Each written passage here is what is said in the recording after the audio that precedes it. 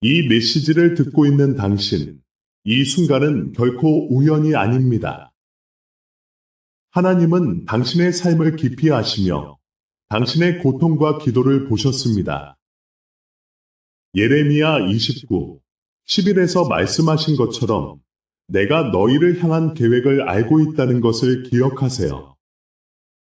하나님은 당신을 위한 특별한 계획을 가지고 계십니다. 당신의 마음 속에 있는 아픔과 고민을 하나님께 나누어 보세요. 지금 이 순간, 당신은 어떤 짐을 지고 있나요?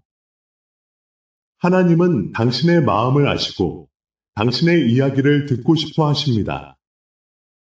다음 블록에서는 당신이 숨기고 있는 짐과 그 속에서 드리는 기도에 대해 이야기해 보겠습니다. 하나님은 당신이 숨기고 있는 짐을 보셨습니다. 당신의 마음 속에서 조용히 흘러가는 기도를 들으셨습니다. 시편 34, 18에서 말씀하듯 주님은 마음이 상한 자에게 가까이 하시고 중심이 상한 자를 구원하신다. 하나님은 당신의 상처와 슬픔을 아시며 그 모든 것을 당신과 함께 나누고 싶어 하십니다. 지금 이 순간 당신의 기도를 하나님께 드려보세요. 당신의 마음속 깊은 곳에 있는 고통을 솔직하게 이야기해 보세요. 기다림 속에서 무엇을 배우고 있나요? 다음 블록에서는 그 기다림이 어떻게 당신을 준비시키고 있는지 살펴보겠습니다. 그리고 당신이 마음속으로 이렇게 말한다면 저를 위해 기도해 주세요. 제가 너무나 필요하니 계속 기도해 주세요. 아래에 구독이라는 단어가 보일 것입니다. 보이시나요? 저는 당신이 그것을 눌러주기를 바랍니다.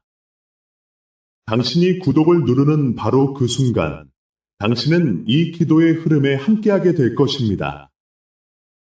그리고 하나님께서 당신의 삶과 집과 마음을 찾아오실 것을 믿습니다. 당신이 숨기고 있는 짐은 무엇인가요? 그 짐은 당신의 마음을 무겁게 하고 때로는 숨쉬기조차 힘들게 합니다. 하나님은 그 짐을 보셨고 당신이 느끼는 그 고통을 아십니다. 당신이 기도를 드릴 때 그 기도는 하나님께서 들으시는 소중한 소리입니다. 시편 55, 22에서 주님께 당신의 짐을 맡기십시오. 그분이 당신을 지켜주실 것입니다. 나는 말씀처럼 하나님은 당신의 무거운 짐을 대신 져 주기를 원하십니다. 당신의 기도가 간절해질수록 하나님은 당신에게 가까이 다가오십니다. 그분은 당신의 눈물과 슬픔을 이해하시며 그 모든 것을 당신과 나누고 싶어 하십니다. 예수님은 마태복음 11시 28분에서 수고하고 무거운 짐을 지고 있는 자들아, 다 내게 오라. 내가 너희를 쉬게 하리라고 말씀하셨습니다.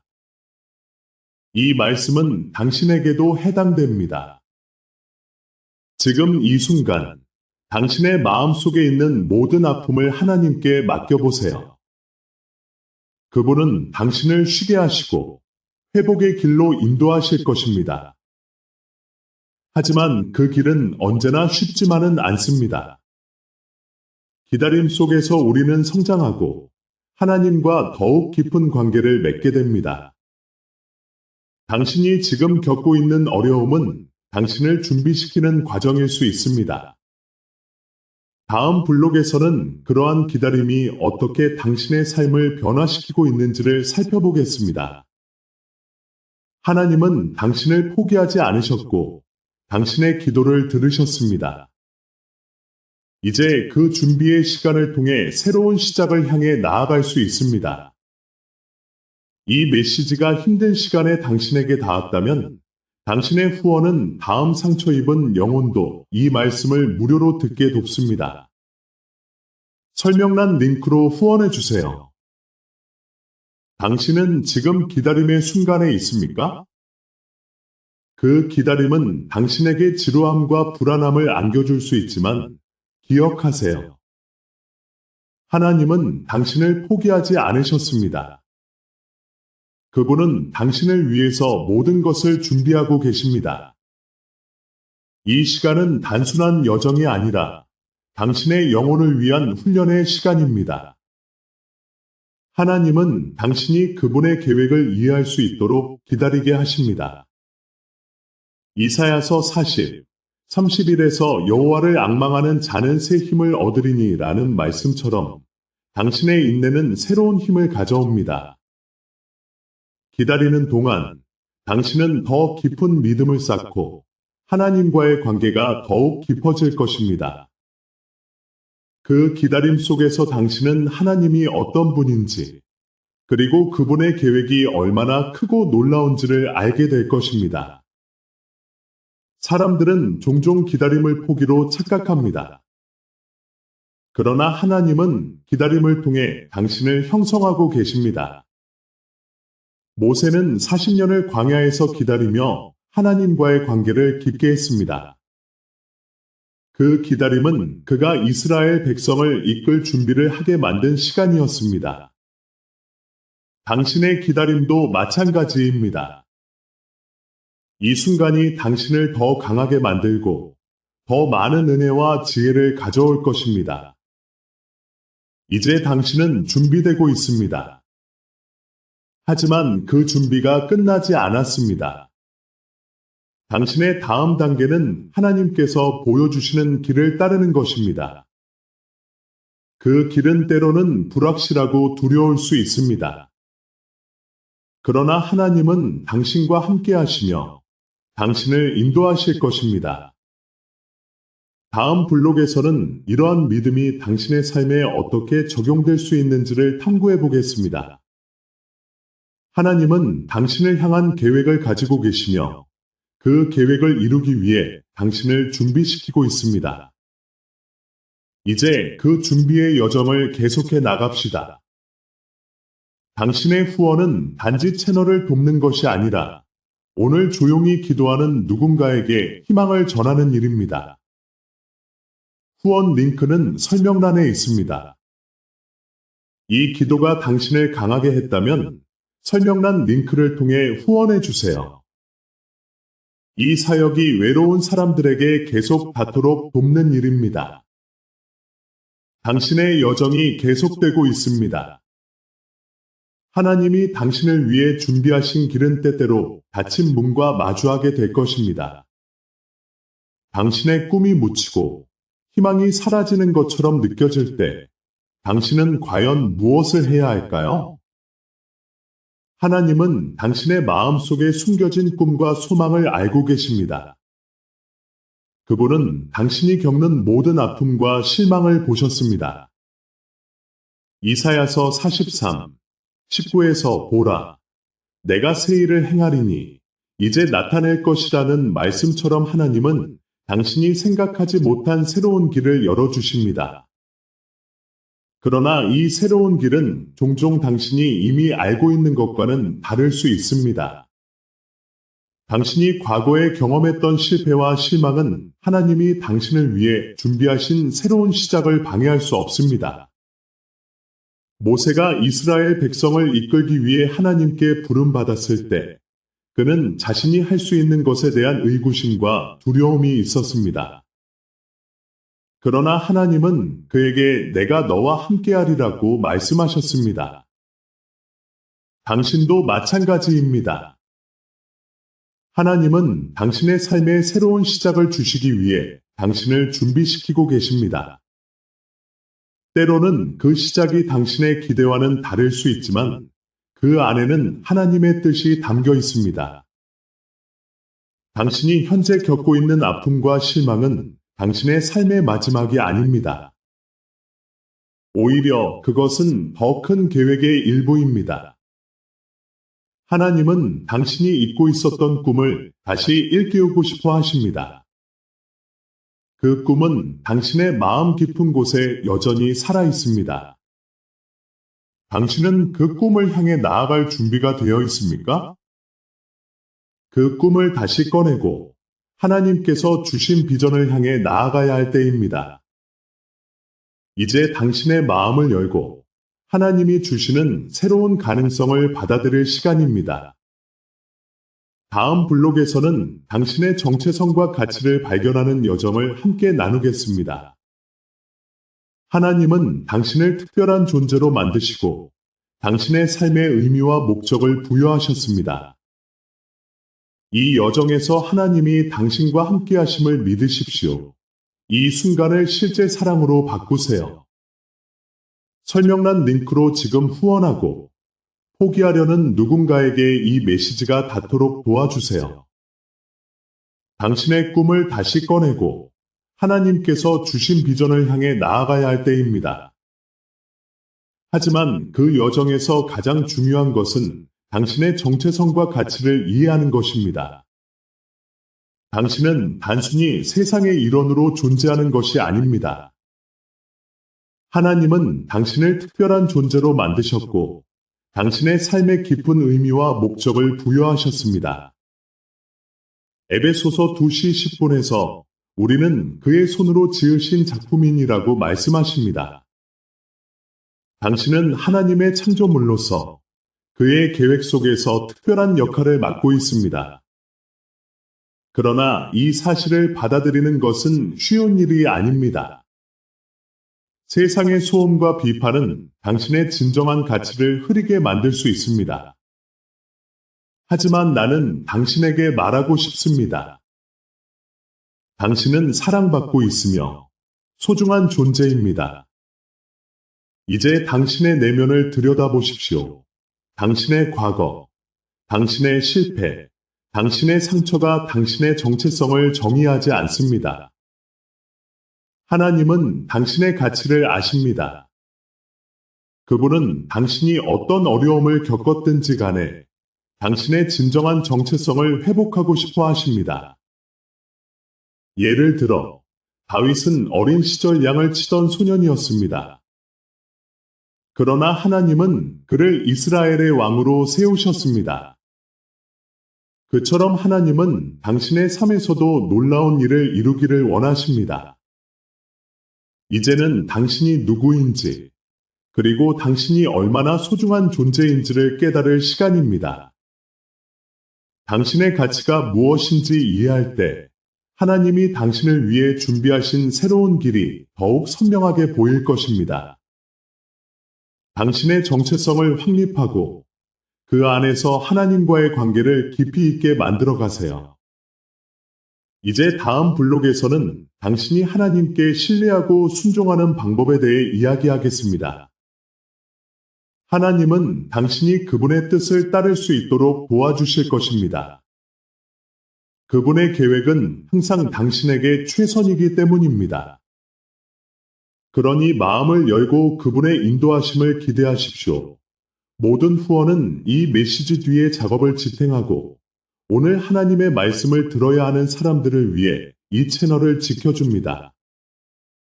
설명란 링크로 후원해주세요. 당신의 정체성을 확립하는 것이 얼마나 중요한지를 이야기했습니다. 이제 당신이 하나님께 신뢰하고 순종하는 방법에 대해 이야기해 보겠습니다. 당신의 마음속 깊이 하나님을 향한 신뢰가 얼마나 강한지 스스로에게 질문해 보세요. 때때로 인생의 여정에서 우리는 그분의 뜻을 이해하기 어려운 순간을 맞이합니다. 그럴 때일수록 하나님을 믿는 것이 더욱 중요합니다. 히브리서 11, 1에서는 믿음은 바라는 것들의 실상이요 보이지 않는 것들의 증거니라고 말씀하십니다. 당신이 보지 못하는 것에 대한 믿음, 즉 하나님이 당신을 위해 준비하신 길에 대한 신뢰가 필요합니다. 이 믿음이 당신을 앞으로 나아가게 할 것입니다. 예를 들어 아브라함은 하나님이 그에게 약속하신 땅으로 향하기 위해 믿음을 가지고 떠났습니다. 그는 그 길이 어떤 모습일지 알지 못했지만 하나님을 신뢰했습니다. 그 결과 그는 믿음의 조상이 되었습니다. 하나님은 당신에게도 같은 믿음을 요구하십니다. 당신이 힘든 상황에 처해 있을 때 그분의 인도하심을 신뢰하고 순종하는 것이 필요합니다. 당신의 상황이 얼마나 힘들든지 하나님은 여전히 당신과 함께 하십니다. 그분은 당신의 기도를 들으시고 당신의 마음을 아십니다.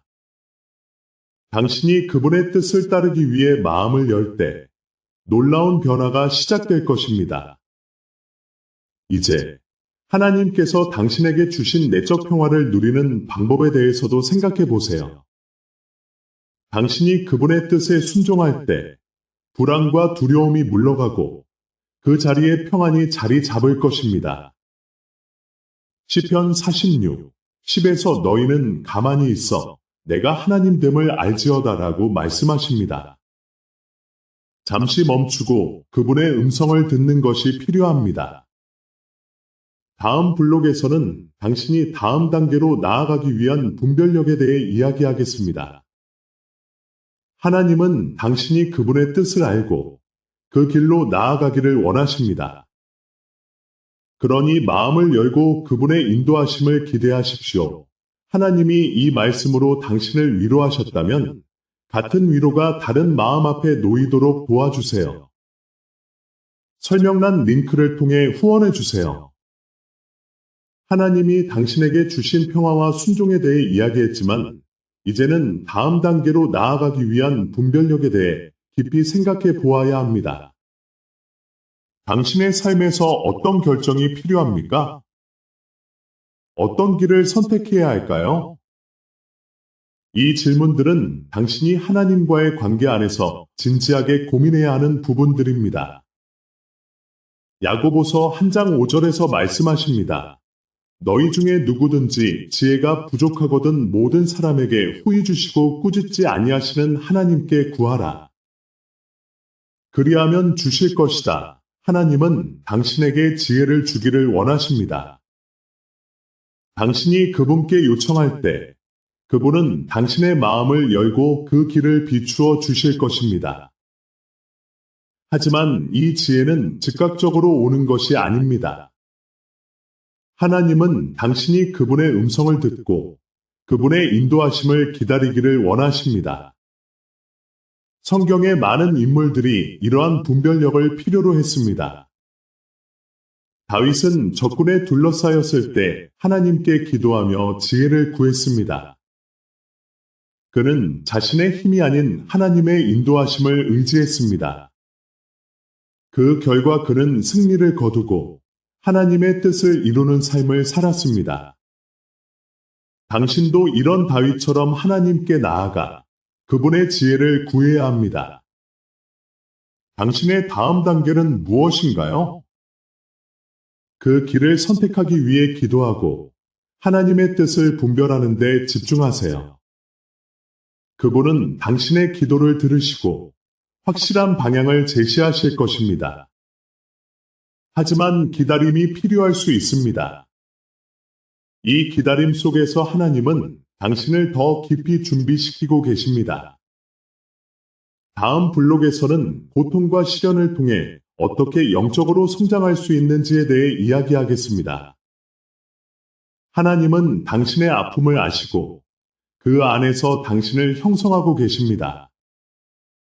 그러니 그분의 손길을 신뢰하며 계속 나아가십시오. 당신의 후원은 이 사명의 일부가 됩니다. 더 많은 기도, 더 많은 메시지, 잊히지 않았음을 기억하는 더 많은 사람들을 위해 설명란 링크로 후원해 주세요. 고통과 시련은 종종 우리가 원하지 않는 것들입니다. 그러나 이 시간들 속에서 하나님은 당신을 더욱 깊이 형성하고 계십니다. 당신의 아픔이 무의미하게 느껴질 때 기억하십시오. 하나님은 결코 당신을 홀로 두지 않으십니다. 시편 34편 18절은 이렇게 말씀합니다. 여호와는 마음이 상한 자에게 가까이 하시고 중심이 찢어진 자를 구원하신다. 당신이 느끼는 고통은 하나님께서 당신에게 가까이 오시는 기회입니다. 그분은 당신의 상처를 아시고 당신이 그분의 품 안에서 치유받기를 원하십니다. 고통은 당신을 연단시키고 당신의 믿음을 더욱 강하게 만들어 줍니다. 예수님은 십자가에서 극심한 고통을 겪으셨습니다. 그분의 고난은 단순한 아픔이 아니었습니다. 그 고통 속에서 인류를 구원하시기 위한 하나님의 계획이 이루어졌습니다. 당신의 고난 또한 하나님의 뜻 안에서 의미가 있습니다. 당신이 견디는 이 고통이 결국 더 큰 영광을 위한 과정임을 믿으십시오. 하나님은 당신이 겪는 모든 것을 알고 계십니다. 그분은 당신의 눈물을 세고 계시며 당신의 고통을 통해 당신의 영혼을 다듬고 계십니다. 이 시련의 시간이 지나고 나면 당신은 더욱 강한 믿음과 깊은 지혜를 얻게 될 것입니다. 그래서 지금 이 순간 당신의 아픔을 하나님께 맡기십시오. 그분은 당신을 위해 새로운 길을 열고 계십니다. 다음 블록에서는 외부의 변화가 일어나기 전에 내부의 회복이 얼마나 중요한지를 살펴보겠습니다. 하나님은 당신의 마음을 새롭게 하시고 그 안에서 새로운 시작을 준비하고 계십니다. 이 메시지가 당신에게서 멈추지 않게 해주세요. 당신의 후원은 희망을 말해줄 사람이 없는 누군가에게 이 말씀을 더 멀리 보내는 힘입니다. 설명란 링크로 후원해주세요. 이제 당신의 내면의 회복이 외부의 변화보다 얼마나 중요한지를 살펴보겠습니다. 고통과 시련을 겪은 후에는 반드시 내면의 치유가 필요합니다. 하나님은 당신의 마음을 새롭게 하시고 그 안에서 새로운 시작을 준비하고 계십니다. 당신이 겪는 이 모든 과정은 단순한 우연이 아닙니다. 하나님은 당신을 위해 특별한 계획을 가지고 계십니다. 로마서 12장 2절에서 말씀하십니다. 이 세상의 풍속을 따르지 말고 오히려 마음을 새롭게 하여 하나님이 기뻐하시고 온전하신 뜻이 무엇인지 분별하도록 하라. 하나님은 당신이 이 세상의 소음 속에서 그분의 뜻을 분별할 수 있도록 마음을 새롭게 하기를 원하십니다. 당신의 내면이 회복될 때 당신은 하나님이 주신 새로운 시각으로 세상을 바라볼 수 있게 됩니다. 예수님은 제자들에게 말씀하셨습니다. 내가 너희에게 평화를 주노니 곧 세상이 주는 것과 같지 아니한 평화라. 요한복음 14장 27절. 이 평화는 외부의 상황과는 무관합니다. 당신이 내면에서 하나님과의 관계를 회복할 때 세상의 어떤 고난도 당신을 흔들 수 없습니다. 이제는 회복의 과정이 필요합니다. 하나님은 당신의 마음을 치유하고 그 상처를 감싸 안으시기를 원하십니다. 당신의 아픔이 당신을 정의하지 않도록 하십시오. 오히려 그 아픔이 당신을 더욱 강한 사람으로 만들어 줄 것입니다. 하나님은 당신이 이 시련을 통해 성장하기를 바라십니다. 이제 당신의 내면이 회복되고 나면 외부의 변화는 저절로 따라올 것입니다. 다음 블록에서는 당신이 어떻게 빛이 되고 하나님이 원하시는 공동체의 일원이 될 수 있는지를 탐구할 것입니다. 하나님은 당신을 통해 세상에 그분의 사랑을 전파하시기를 원하십니다. 이 말씀이 지친 마음을 절망에서 건질 수 있다고 믿는다면 설명란 링크를 통해 후원으로 이 채널을 지지해 주세요. 이 메시지가 끝나기 전에 설명란 링크로 후원해 주세요. 하나님을 찾는 모든 영혼을 위해 이 공간이 계속 열려 있도록 돕는 일입니다. 당신의 내면이 회복된 후 하나님이 원하시는 변화가 당신의 삶 속에서 어떻게 나타날지 궁금하지 않으신가요? 이제는 당신이 빛이 되어 세상에 하나님의 사랑을 전파할 차례입니다. 마태복음 5장 14절에서 말씀하십니다. 너희는 세상의 빛이라. 산 위에 있는 동네가 숨겨질 수 없느니라. 당신의 회복은 단지 개인적인 것이 아닙니다. 그것은 다른 이들에게 영향을 미치는 사명으로 이어집니다. 당신의 아픔과 상처는 이제 하나님께서 사용하실 수 있는 도구입니다. 하나님은 당신이 겪은 고난을 통해 다른 사람들에게 희망과 위로를 줄 수 있도록 하십니다. 고린도후서 1장 4절은 이렇게 말씀합니다. 그가 모든 환난 중에서 우리를 위로하사 우리가 받은 위로로서 모든 환난 중에 있는 자들을 위로하게 하시는 이시다. 당신의 회복은 단순히 개인적인 치유가 아니라 공동체를 위한 사명이기도 합니다. 당신이 회복된 후 그 빛은 주변 사람들에게 희망을 주고 그들을 하나님께로 인도할 수 있는 강력한 증거가 됩니다. 당신의 이야기는 다른 이들에게 그들도 회복될 수 있다는 믿음을 주는 것입니다. 이 세상이 어둠으로 가득 차 있을 때 당신의 빛이 그 어둠을 물리치고 하나님의 사랑을 전파할 수 있습니다. 이제 다음 블록에서는 당신이 어떻게 공동체의 일원이 되어 하나님이 원하시는 방식으로 함께 나아갈 수 있는지를 살펴보겠습니다. 하나님은 당신을 통해 그분의 사랑을 세상에 전하고자 하십니다. 당신은 혼자가 아닙니다. 하나님은 당신과 함께 하시며 당신을 통해 더 큰 일을 이루실 것입니다.